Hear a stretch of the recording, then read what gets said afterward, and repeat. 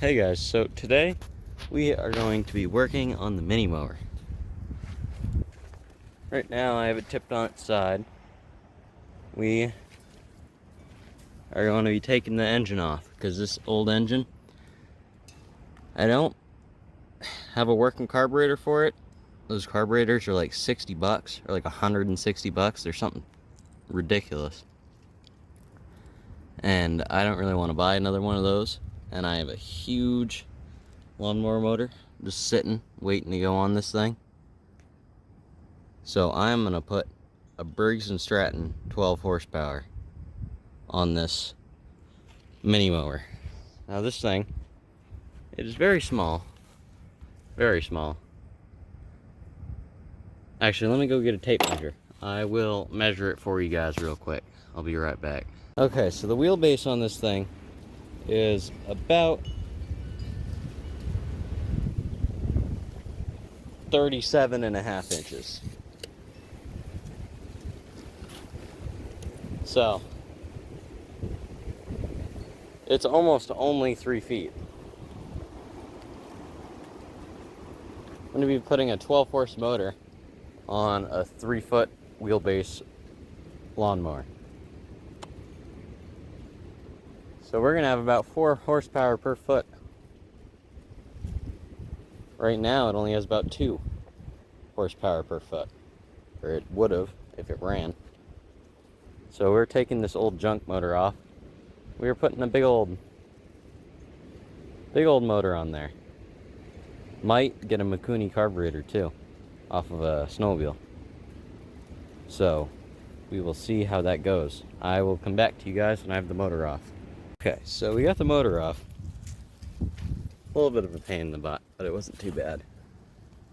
Now, probably going to go underneath and get rid of some of the unneeded accessories and those little skirts that hang down, because those aren't really needed. Also have the deck lowering and raising system, which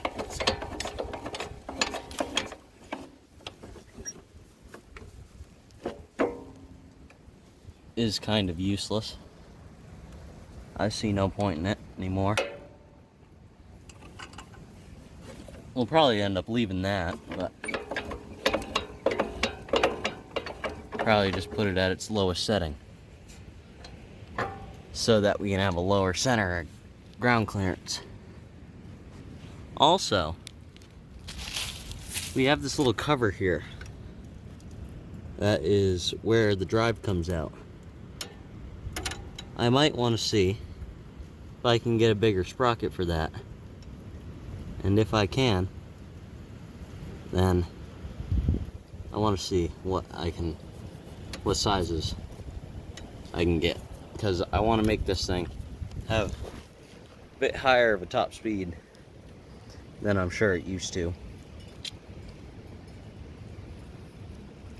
Also need to eventually find a steering wheel, but we'll get to that. I will get back to you guys when I get some of the accessory drives off. Be right back. Okay, so this motor literally fits the most perfect it possibly could.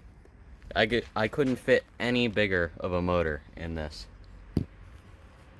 Like, I'm gonna have to notch this cover, cut a little section out, and weld a V into there. But this, I can't even get my finger between where the spark plug wire goes, the frame, and this on the sides. That's how tight it is on that side. And that's how tight it is on that side. And it fits. And then the transmission, it just barely slides into its spot without hitting the motor. Like, they're almost touching. And this gear lever, or the shifter, is as close to that housing as it could possibly be. So we're only going to have to do one little bit of trimming on this to make it work right. And oh my word, is that motor huge on that mower. This thing is going to be some fast. And it's looking, well, what we're going to do on this is I'm going to put a centrifugal clutch underneath. And this used to be the belt engagement. And I think I'm going to turn it into the gas pedal. So I'm going to have the gas pedal over there, and then I'm going to have the centrifugal clutch. I'm going to make a little floor here that goes a little bit higher so I can have the brake and the gas. But it should work perfectly. A centrifugal clutch should work great because I don't want to run a belt system because belts break easy.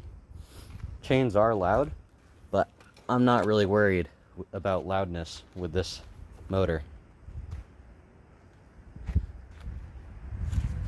We should be able to get an exhaust on there too. And an intake. Like, we should be able to make a carburetor fit there pretty comfortably. We could make a little 90-degree turn and have the carburetor come back or forwards, and it would work great. Or we could even fit a stock carburetor on there. Because if we take this little cover, this would represent the size of the stock carburetor. Nope, couldn't fit a stock carburetor, but that's no big deal because I want to go with the Mikuni snowmobile carburetor. Hopefully that'll work good. For an exhaust, we could easily use something like this.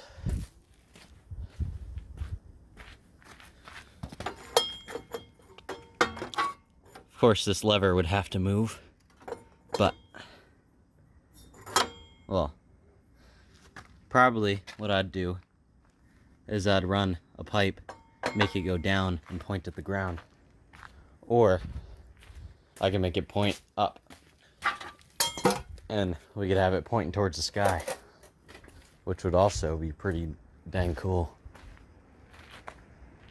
Tires, they are some of the worst examples of dry rotted I've ever seen.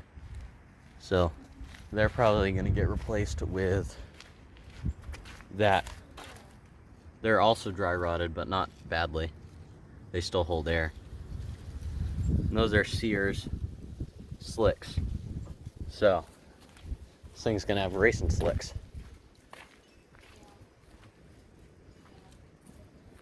It'd be nice if I could fit a pull start on here, but I don't think I can. Now, something else we should look at is, how does the hood fit? I'm kind of curious. Because this motor is gigantic.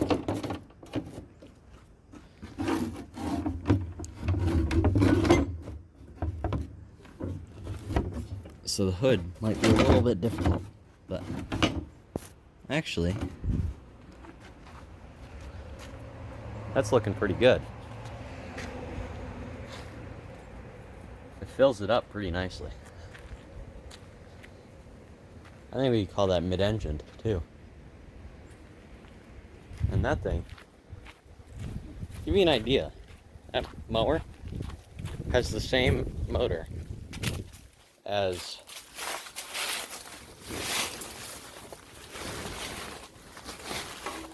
my JCPenney. Because my JCPenney has a 12 horse. The JCPenney, that's also a lot smaller than a normal mower. But it's probably about double the size of the other one, because as you can see, that motor does not take as much of this mower as it does on the mini mower. The mini mower is just ridiculous. which is great. We'll gear it a little bit higher so it doesn't do wheelies as bad, because it most likely will do wheelies. But we're going to gear it so it goes faster, and if we can get the steering to be tighter, which I'm pretty confident we can, then I'd actually be pretty safe, or I'd feel pretty safe driving this at high speeds.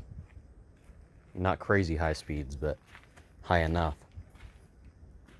Might keep this differential, but it'll most likely do one tire fires, so we're probably going to end up changing that. But like, we might go to a solid axle so that it doesn't have that differential gear, because with that differential gear, you can only one wheel will spin sometimes. But hey, I say this is pretty good. Really lucky. I got extremely lucky with this one. And that motor, it probably weighs about double or triple what that old 6-horse does. This 6-horse, I can pick it up with one hand. The other one, that is a struggle to pick up with two. So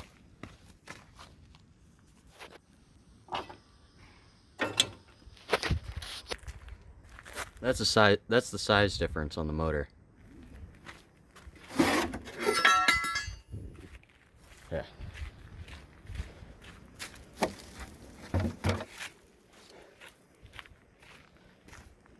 That's the size difference.